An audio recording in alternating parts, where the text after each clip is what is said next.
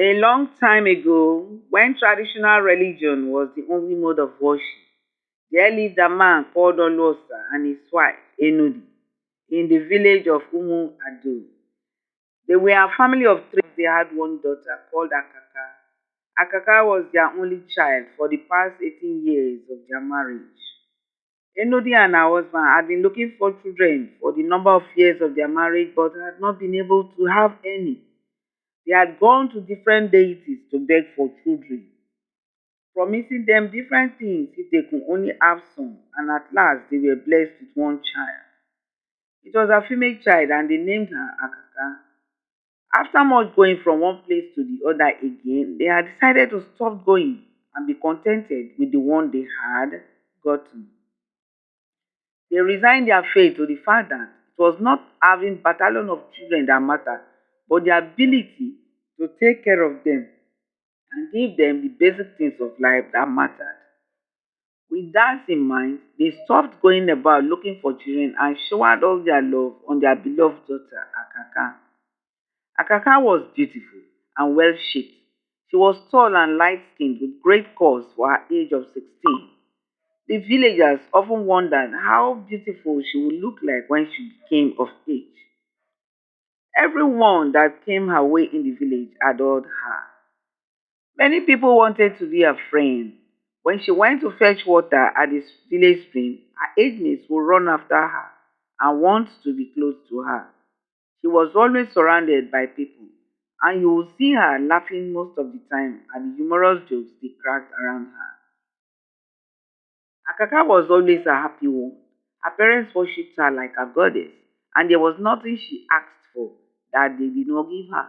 She had the best of clothes, jewelry, and adornments that fitted an upcoming young girl of her age.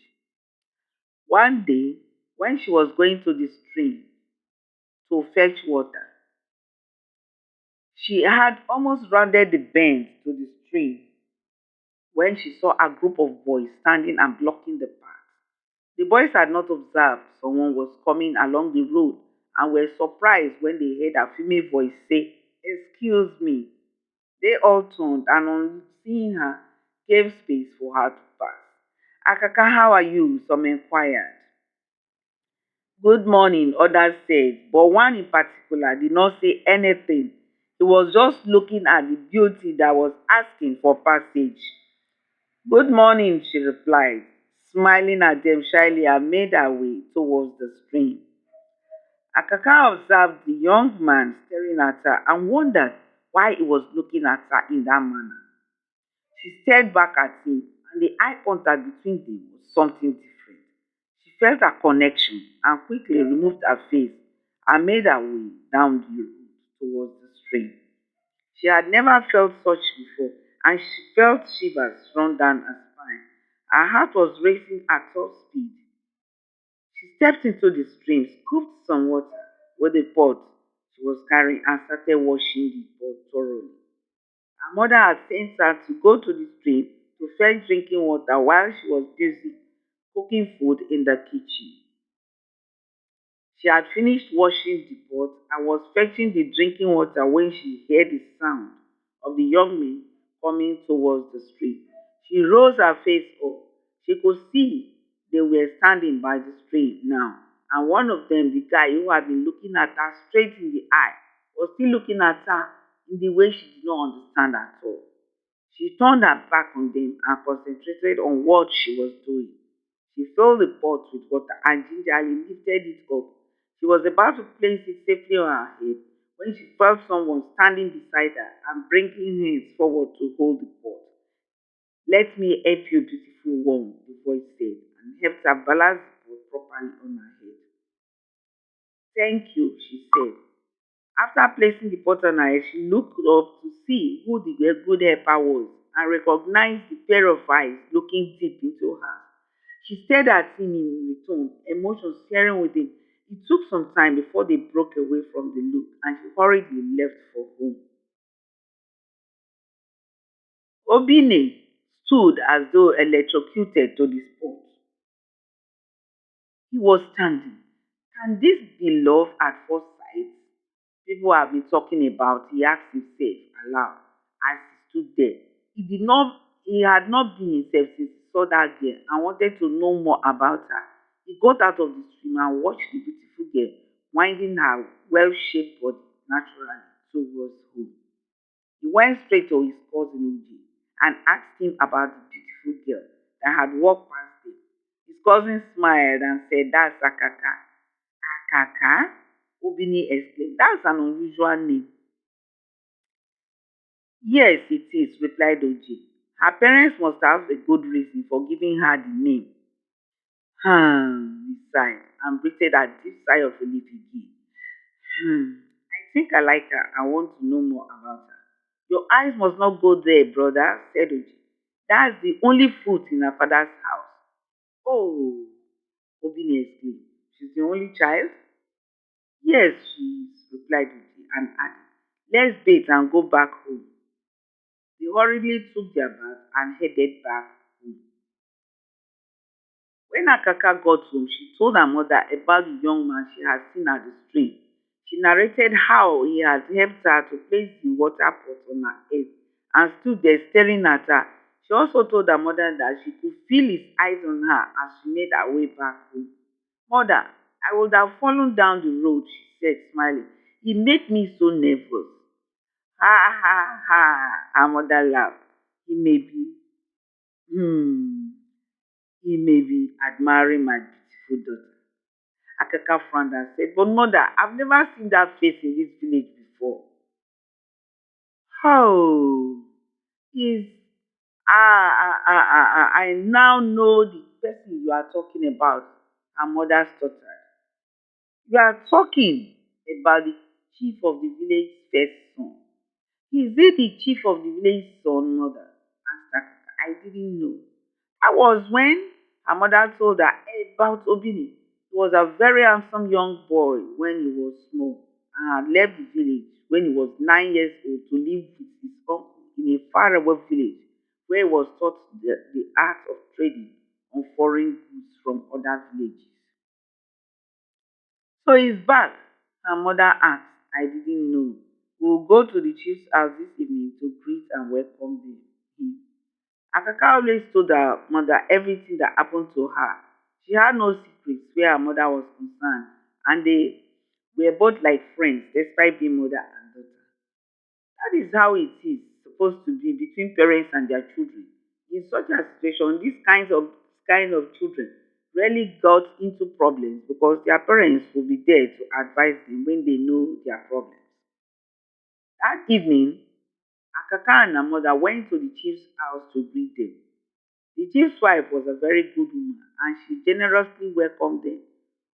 While the two visitors were seated, Obini came in to greet them and was shocked to find the beautiful girl he had seen at the stream seated right there in their parlor.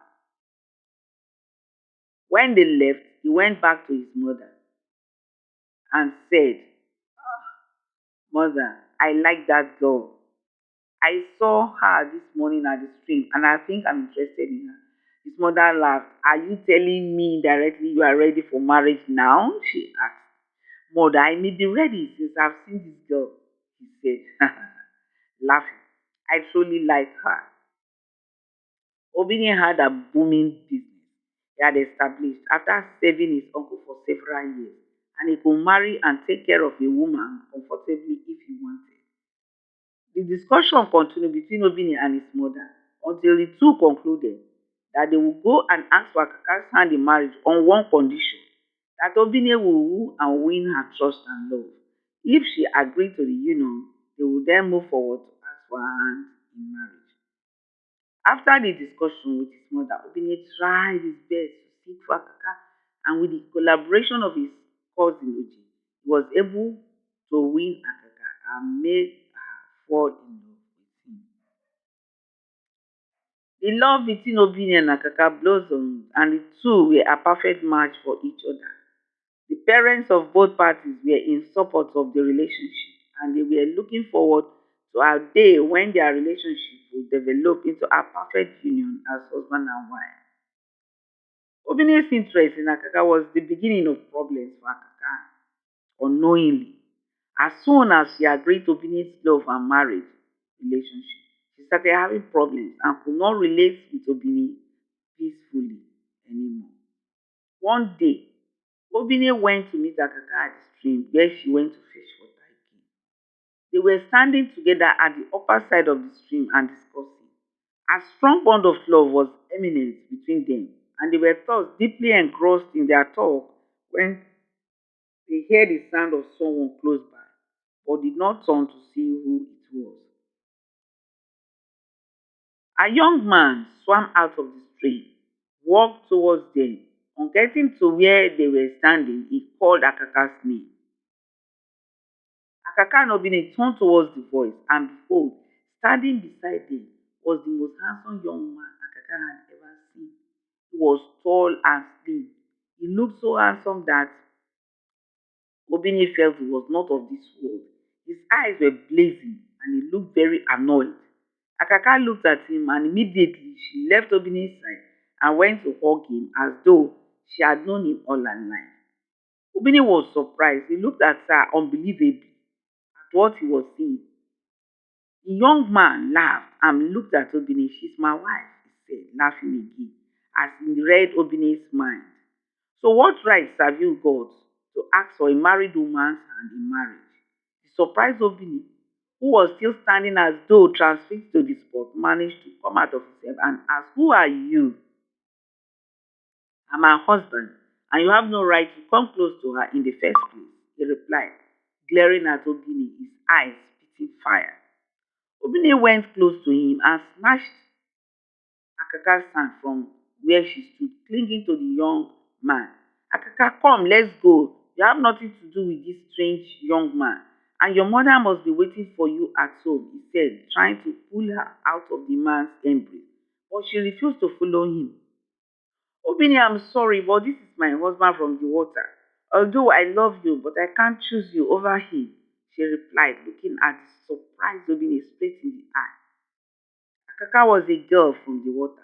She had followed her parents from there when they had gone to the river to make sacrifices and beg the river goddess for a child. She had left her husband and family in the water to take body as a child of her parents in the physical world. Her husband in the water had not given her the permission to marry any man in the physical world. That was why he had been provoked to come forward in search of his wife when he saw someone else trying to take her from him.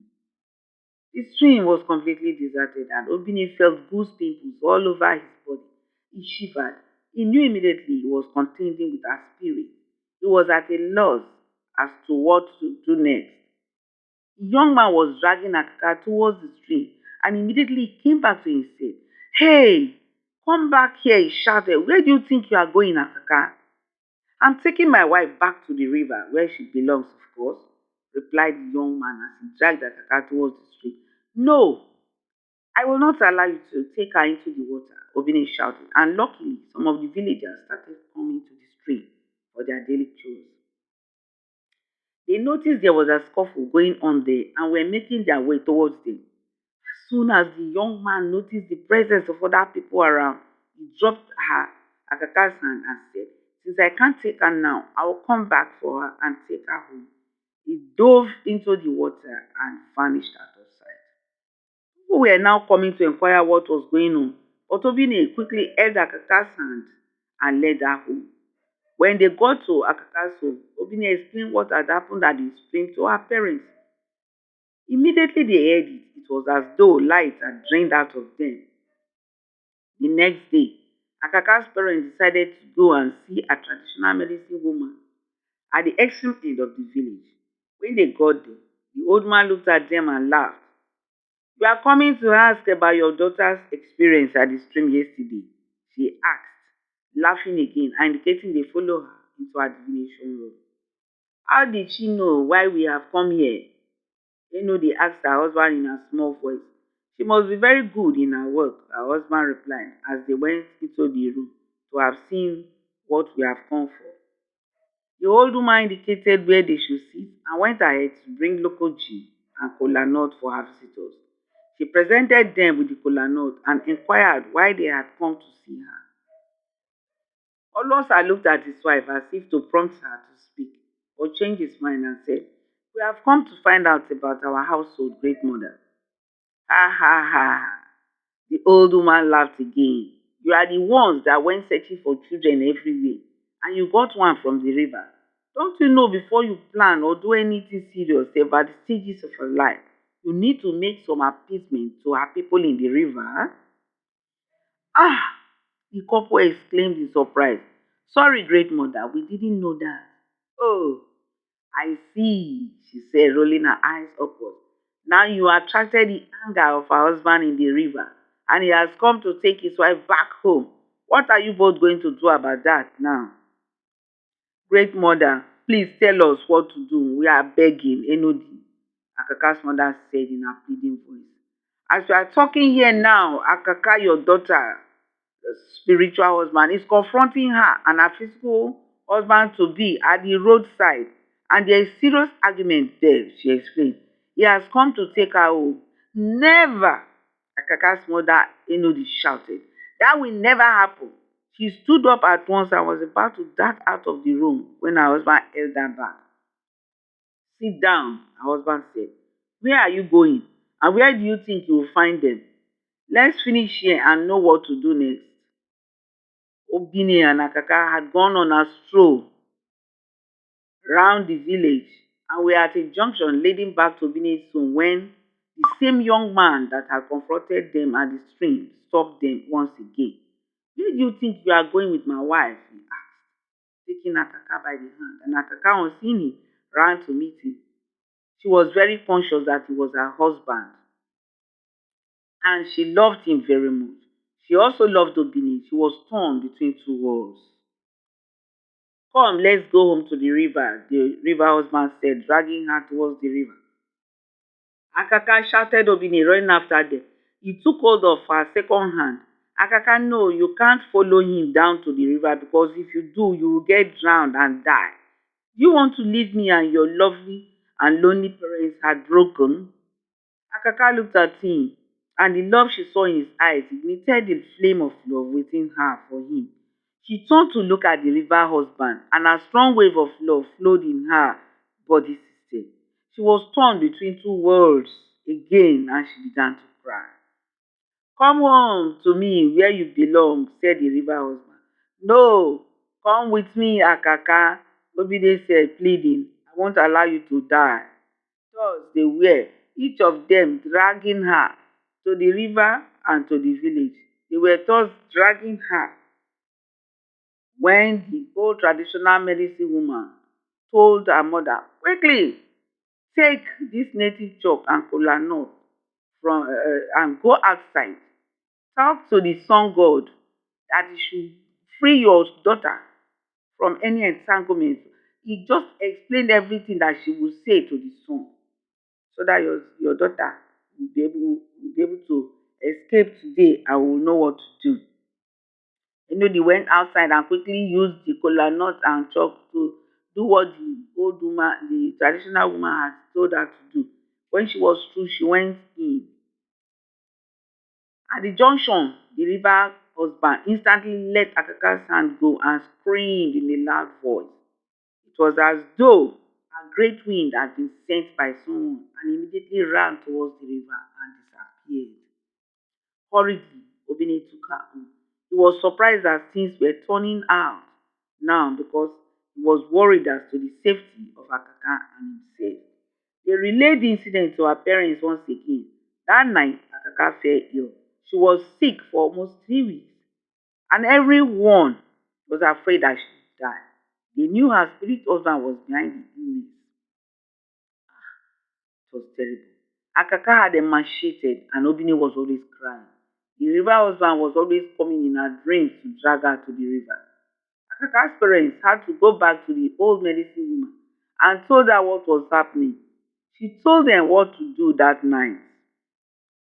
They were to appease Akaka's spirit family in the water in order for them to allow her to live a normal life on earth, since they had allowed her to take her body in the first place in the human world. Akaka's parents went to the stream that night with the medicine woman and then returned back home when they were done with the sacrifice.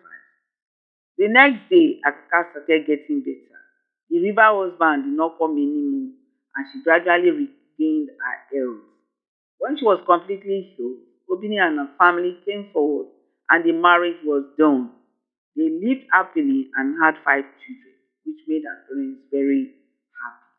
That is the end of the story. Please subscribe and press the notification bell so that you'll be the first to get each video I create. I will also appreciate it if you can share the videos to a wider audience so that many people will listen to these stories as things were in the time of old. Thanks for watching.